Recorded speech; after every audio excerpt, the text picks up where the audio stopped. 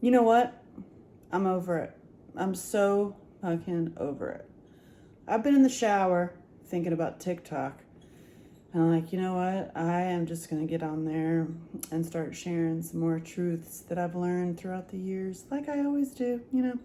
But today, I was like, what I have to say is a lot longer than 1 minute. But I will start doing some things on TikTok because why the hell not? Everybody else is. But what I can add to the pot as we stir up some trouble is some more truths and hopefully motivation and some more power to my lady friends. Because I'm sorry, I am really fucking over it and really fucking pissed off. So much so that I'm not pissed off at the moment. I'm quite calm, and I was like thinking about it in the shower of like exactly what I would like to say. And again, it's longer than 1 minute. So I was like, let me just get this thought down. Number one, my grandmother beat the shit out of us when we were little, right? Until I was 8 years old. And when I was 8 years old, I cursed her out in the middle of the family reunion. No joke. I was in like some little sundress with no shoes because I'm always barefoot. I'm still barefoot. I always have dirty feet. It's just the way it is.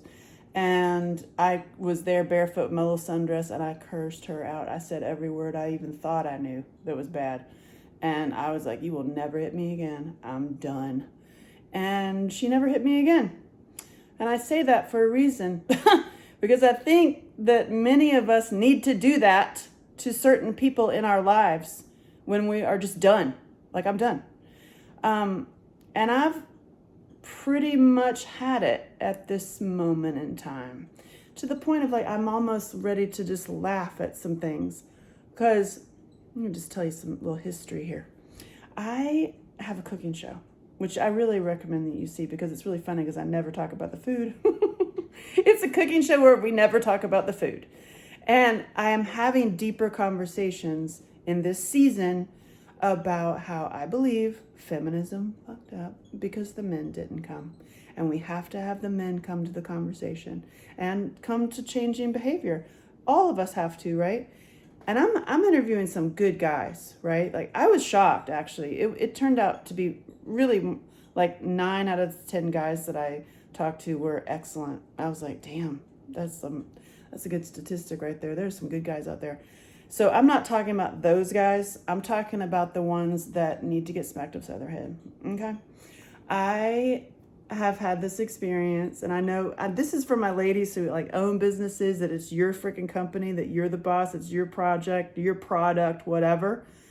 And you get treated in such a way by some dude, and you can tell because you have a vagina. And you're like, can you not hear me? Can you not hear me? Okay. It's like you're in the Peanuts. You know, you're like, wah, wah, wah, wah, wah, wah, wah. You can't hear me speaking because is this for real? And I'm getting somewhere that I'm just done with the way that we're treated. And I'm like, it needs to change. And that's why I'm having these conversations. Like, how do we change this behavior? And also have better sex lives. Add that to it.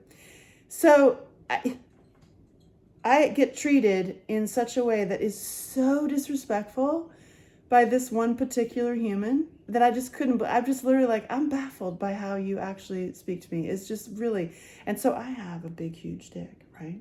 And it's a dildo with a handle, and it's freaking hilarious. And the reason I have it is a talking stick, kind of like a talking stick, but it's a talking dick, and it's freaking hilarious. And I only brought it out, when needed. Or if somebody is particularly disrespectful, you say, well, honey, my dick is bigger than yours. And, do you need to see it? And I have had to do that. And I did that with this human. And he freaked the fuck out and was like, apparently, like so much so that he's like, oh gosh, I can't have anything to do with any of her shows. Like, she's outrageous. Meanwhile, are you listening to what I'm saying? I'm talking about empowerment of women and healing relationships and healing sexuality. And yeah, I use that sometimes, not rare. It's not like I've put it away. So funny. Meanwhile, I have people come over and they're like, can I see it? So funny. Oh God. So it's not in a way to be shocking, but it is a way to be shocking. Like, that's what I do. I say shocking shit, like, stop raping kids, go fuck yourself. Like, it's a public service announcement. So, and right now I'm being real. I'm like straight out of the shower. I'm like, listen, I'm going to like talk about some shit. So I'm getting somewhere. So I have this human who's so disrespectful and then says like, oh God, has a meeting of like how I am really just outrageous. I can't be associated with me. Oh gosh. I'm like, have you seen any work I've ever done? Okay. And pricked. Ooh, that's my huge show about like having that's enlightenment with God, like sexuality leading you to enlightenment with God. Like, come on, that's a show. So freaked out with that, says that's too much. I'm getting somewhere because I've just now had the fifth woman tell me a Me Too moment with this particular human.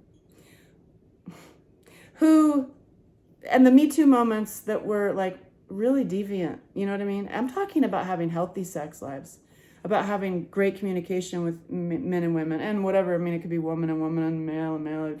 But just us as human relationships, like having that really open dialogue and being open with each other and not deviant and taking advantage of people and trapping them in situations where it's uncomfortable.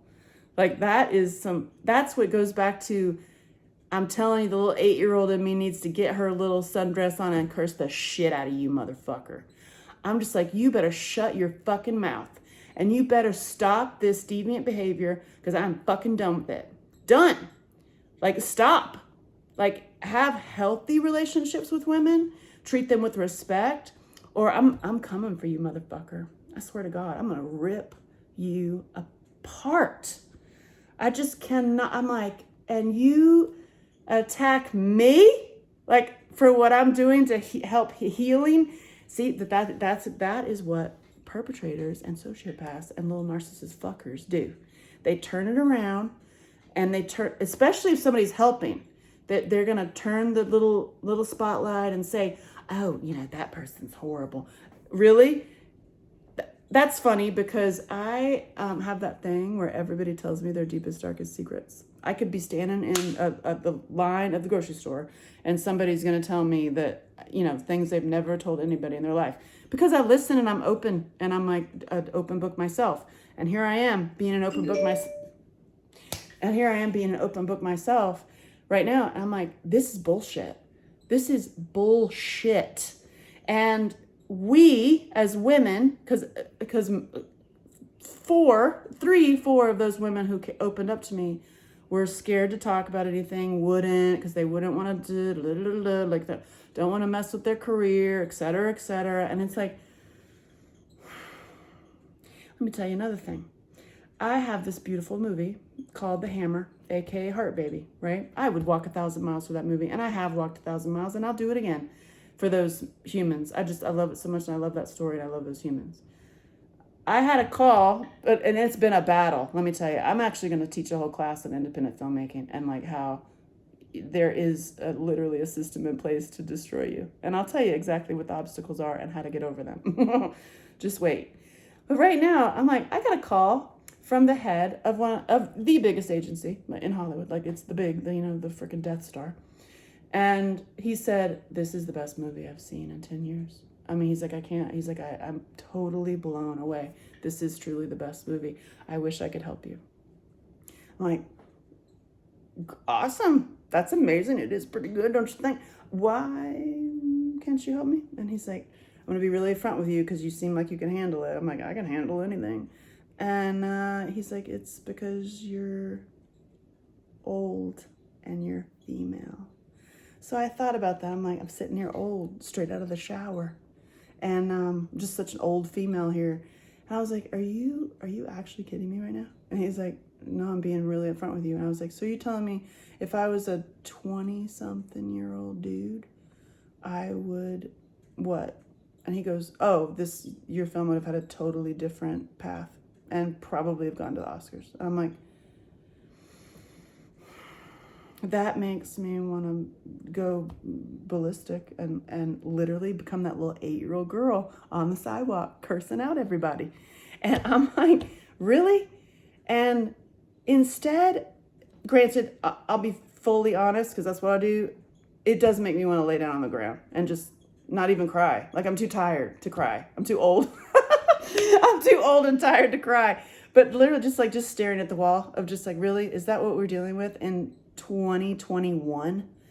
And then I have to have conversations like this in 2021 of like, about female sexuality being like, ooh, I'm scared. Oh my gosh, she's reviewing sex toys on her cooking show. I'm like, yeah, that's right. And I'm talking about having healthy sex. And I'm talking about actually seeing God when you have sex. And wait until the upcoming episodes. I'm talking about porn addiction.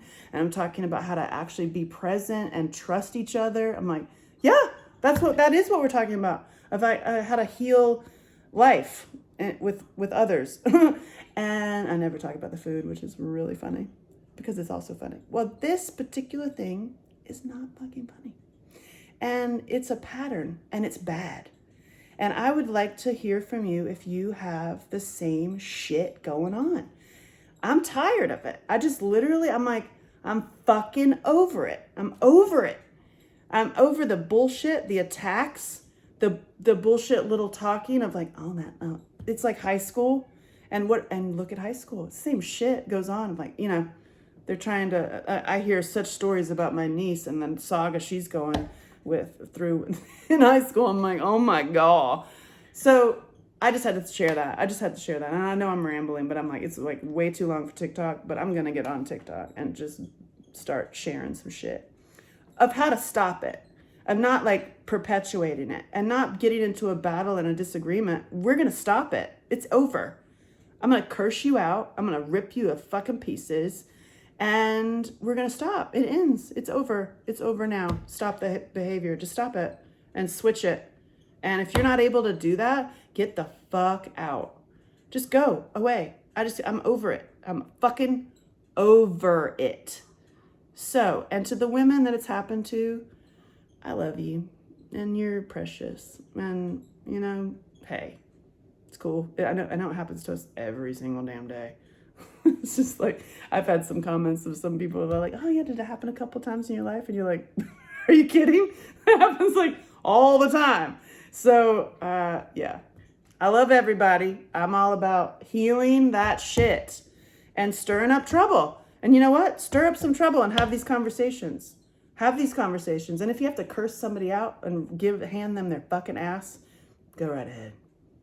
Not that you have to have my permission, but you have it. And I had to share that shit. I'm just like, I don't even know what to say. I have so many things to say. I'd like you to say them.